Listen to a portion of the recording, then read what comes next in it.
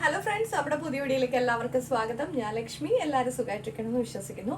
നമ്മളിന്ന് തയ്യാറാക്കുന്നത് ചൂട് സമയത്തിന് പറ്റിയ ഒരു കിടു ഐറ്റമാണ്. അപ്പോൾ നമുക്ക് എളുപ്പം തന്നെ വീഡിയോയിലേക്ക് പോകാം. സംഭാരം തയ്യാറാക്കാനായിട്ട് നമുക്ക് കുറച്ച് തൈരൊന്ന് എടുക്കാം. നമുക്കിതിലേക്ക് ഒരു കാന്താരി ഒന്ന് ഇട്ട് കൊടുക്കാം. ഇതിലേക്ക് ഇഞ്ചി ഒന്ന് ചേർത്ത് കൊടുക്കാം.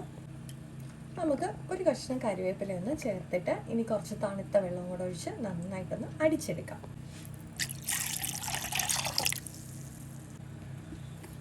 ഇതിലേക്ക് നമുക്ക് അടിക്കുന്നതിന് മുമ്പായിട്ട് ആവശ്യത്തിനുള്ള ഉപ്പും കൂടി ഒന്ന് ചേർത്ത് കൊടുക്കാം.